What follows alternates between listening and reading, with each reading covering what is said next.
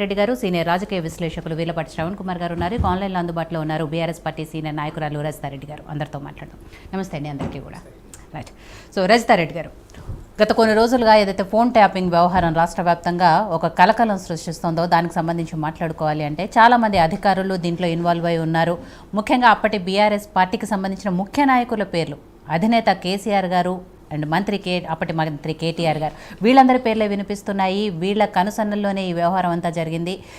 ప్రతిపక్ష నాయకులు ఎవరైతే ఉన్నారో వాళ్ళందరి ఫోన్లు ట్యాపింగ్ చేశారని చెప్పేసి ఆరోపిస్తున్నారు. సో ఏవన్గా కేసీఆర్ గారిని ఉంచాలి ఇందులో అనే డిమాండ్ కూడా వినిపిస్తున్న పరిస్థితుల్లో ఏంటి అసలు ఈ ఫోన్ ట్యాపింగ్ వ్యవహారం నిజంగా అప్పటి ప్రభుత్వం చేసిందా చేయలేదా? ఇదంతా రాజకీయ దుమారం ఎందుకు రేగుతోంది?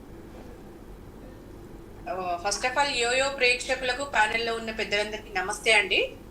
సరే, ఫోన్ ట్యాపింగ్ విషయానికి వస్తే ఇది కేవలం ప్రజల దృష్టి మరల్చడానికి ఇవన్నీ ఎత్తుగడాలని చెప్పేసి అర్థమైపోతుంది. ప్రజలకు కానీ నాయకులకు కానీ తెలిసిపోతుంది ఇది పెద్ద వ్యవహారం అండి. ఫోన్ ట్యాపింగ్ పై విచారణ చేయించుకోండి. ప్రభుత్వంలో మీరే ఉన్నారు కదా, మీరు సీఎం గా ఉండి ఇట్లాంటి మాటలు మాట్లాడడం చాలా ఆశ్చర్యకరంగా ఉంది. మీరు పట్టుకోండి, బాధ్యతలను శిక్షించండి. మీ చేతిలో ఉంది అధికారం. అసలు రేవంత్ రెడ్డి వెనుకున్న వాళ్ళు ట్యాపింగ్ చేసిరని వస్తుంది టీవీలలో. మరి దాని మీద కూడా విచారణ జరిపేయండి మీకు దమ్ముంటే. 10 లక్షల ఫోన్లను ట్యాప్ చేసిండు కేసీఆర్ గారు అని యూట్యూబ్ ఛానల్ చెప్తుంటే అసలు ఎంత ఆశ్చర్యకరంగా ఉందండి, ఎంత విడ్డూరంగా ఉంది. నిజంగా ఒక్కొక్కరు ఒక్కొక్క రకంగా మాట్లాడడం, దీని వెనుకల ఆంతర్యం ఏందో నాకు అర్థమైతలేదు. కేటీఆర్ గారు అన్నట్టు ఈయన లీకు వీరుడుగా రుజువు చేసుకుంటున్నాడు. రేవంత్ రెడ్డి గారు పాలన పక్కన పెట్టేసి ఇవన్నీ దృష్టి మరల్చే ప్రయత్నాలు తప్పితే ఇంట్లో ఇంకోటి లేదు. ప్రభుత్వ వ్యతిరేక కార్యకలాపాలకు పాల్పడే వారిని పోలీస్ వ్యవస్థ ట్యాప్ చేస్తుంది. జనరల్ గా కూడా గవర్నమెంట్ కి ఇంటెలిజెన్స్ ఉంటది, వాళ్ళు ఇచ్చే రిపోర్ట్ ఉంటది.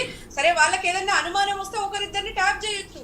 ఎందుకంటే ఉన్నారు కదా ఒకరిద్దరు వ్యతిరేక కార్యకలాపాలకు పాల్పడేటోళ్ళు, ఈ కులం కుంపట్లు పెట్టేటోళ్ళు, చాలా మంది రకరకాల వ్యక్తులు ఉంటారు. కాబట్టి వాళ్ళు చేస్తుంది గవర్నమెంట్. ఇదేమన్నా అంతర్జాతీయ కుంభకోణం అండి? ఇంకేదో జరిగిపోయినట్టు ఎందుకు నటిస్తున్నారు ఇదంతా? మొన్న దీని వెనుక ఒక ఎమ్మెల్యే ఉన్నాడంటారు, ఓసారి మినిస్టర్ ఉన్నాడంటారు, డైరెక్ట్ గా ఇప్పుడు కేసీఆర్ ఉన్నాడు, కేటీఆర్ ఉన్నాడు, హరీష్ రావు గారే ఉన్నారని చెప్పబడుతుంది. అరే, మీరు ప్రభుత్వంలో ఉన్నారు, మీరు చేసుకోండి, మీరు శిక్ష పెట్టండి బాధ్యతలకు.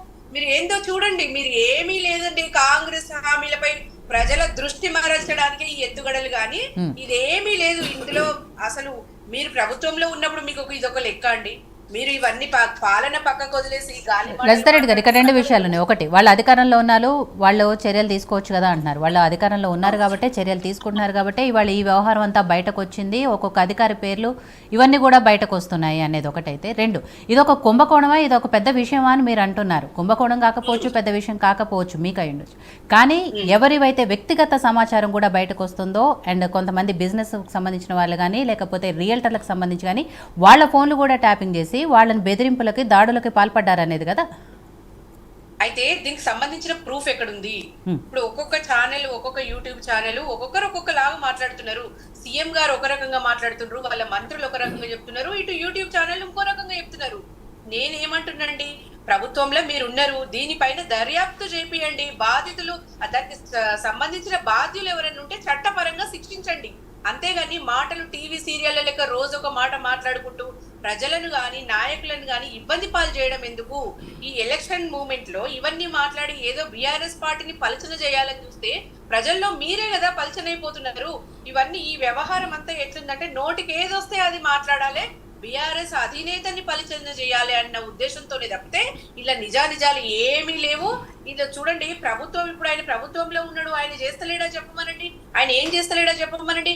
చూడండి, ఇది ఇంటెలిజెన్స్ కి సంబంధించిన విషయము, పోలీస్ వ్యవస్థకు సంబంధించిన వ్యవహారము. వాళ్ళు చేసిన వ్యవహారంకి ప్రభుత్వం మన కేటీఆర్ గారిని బాధ్యులుగా చేయడము, మిగతా మంత్రులను బాధ్యులుగా చేయడం ఎంతవరకు కరెక్ట్ అండి?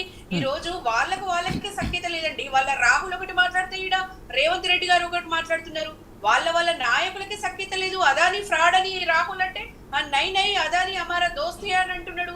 మరి ఇది ఎక్కడి ఫ్రెండ్షిప్? ఏం మాట్లాడుతున్నాడు రేవంత్ రెడ్డి గారు? పాలన మీద పట్టు కోల్పోయి ఇవన్నీ తెర మీదకి తెస్తున్నాడు. కానీ ఇవన్నీ అవాస్తవాలు. ఢిల్లీలో ఉన్న రాహుల్ గాంధీ మోడీని మన ఏమన్నా చౌకీదార్ కాదు, చోరీ హే అంటాడు. ఈయన ఇక్కడ ఉన్న రేవంత్ రెడ్డి గారు ఏమంటారు? లేదు బడే బాయ్ అమారా బడే బాయ్ అంటాడు. ఇవన్నీ చూడండి, వాళ్ళ నాయకుడు ఒకటి మాట్లాడుతుంటే ఇక్కడ రేవంత్ రెడ్డి గారు ఒకటి మాట్లాడుతున్నారు. మరి రేపు పొద్దున వీళ్ళు ఎమ్మెల్యేలను తీసుకపోయి మరి బీజేపీలో ఏమన్నా చేరుతాడా ఏంది అనేది కూడా ప్రజలకు అనుమానం వస్తుంది. ఇవన్నీ కూడా దృష్టి మరల్చడానికి ఇలాంటి వ్యవహారాలు తెర మీదకి చేస్తున్నాడు. హామీలు ఏమైనాయి అవి మాట్లాడండి, 200 యూనిట్ల కరెంట్ ఏమైంది అది మాట్లాడండి, రైతు భరోసా 15,000 ఎంతమందికి ఇచ్చినావు అది మాట్లాడు, చేయూత 4,000 ఏమైంది, ఇందిరమ్మిన్లు ఏం దాకా వచ్చినాయి, మహాలక్ష్మి కింద 2,500 ఏమైనాయి, యువ వికాసం 5 లక్షల కార్డు ఎక్కడ పోయింది, ఇవన్నీ ఆలోచించండి, ఇవన్నీ మాట్లాడండి. ఇవన్నీ పక్కన పెట్టేసి ఫోన్ ట్యాపింగ్ అని ఒకరంటారు, ఇంకో ఏం జరుగుతుంది రాష్ట్రంలో? ప్రజా పాలన గాలికి వదిలేసి ప్రజా వ్యతిరేక పాలన జరుగుతుందండి. అసలైన వ్యవహారాలు పక్కన పెట్టేసి అస్తమానం ఢిల్లీకి చక్కర్లు కొట్టుకుంటా పాలనను ఏం జరుగుతుంది అనేది ప్రజలు ఒకసారి భయభ్రాంతులకు గురవుతున్నారు. సరే, అసెంబ్లీ ఎన్నికల్లో కూడా ఇట్లాగే గోబెల్స్ ప్రచారంతో తప్పుదోవ పట్టించారు.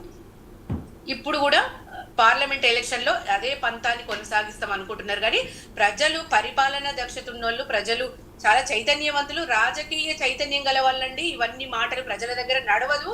ఇప్పటికైనా పాలైంది నీళ్ళేంది అని తెలంగాణ ప్రజలు గమనించారు. కాంగ్రెస్ పై అన్ని వర్గాల్లో వ్యతిరేకత పెరిగింది, ఆగ్రహం పెరిగింది. రాష్ట్ర వ్యాప్తంగా రైతాంగం సంక్షోభంలో చిక్కుకుందండి. కరువుతో అల్లాడుతుంది. అకాల వర్షాలతో ప్రజలు రైతులు ఇబ్బంది పడుతుంటే ఏ ఒక్క మంత్రిని పోయి పరామర్శించండి. ముఖ్యమంత్రికి అసలు టైం ఉందా అండి? రైతులను పట్టించుకునే టైం ఉందా? ప్రభుత్వం పట్టించుకోక అన్నదాతలు ఆత్మహత్యలు చేసుకుంటున్నారు. వాళ్ళు వచ్చిన ఆ విషయాలు మళ్ళీ మాట్లాడదాం రెడ్డి గారు. 180 ఆత్మహత్యలు జరిగినాయి. వీటి మీద మాట్లాడమండి. ఫోన్ ట్యాపింగ్లు, దాని వల్ల నష్టం ఎవరికి లేదు. అది పెద్ద సమస్య కాదు. అసలైన సమస్యలు రాష్ట్రంలో చాలా ఉన్నాయి. దాని మీద దృష్టి పెట్టాలని కోరుకుంటున్నా. ప్రభాకర్ రెడ్డి గారు, ఏదైతే ఫోన్ ట్యాపింగ్ వ్యవహారం గురించి అటు కాంగ్రెస్ నాయకులు, బీజేపీ నాయకులు అప్పటి అధికార పార్టీ మీద విమర్శలు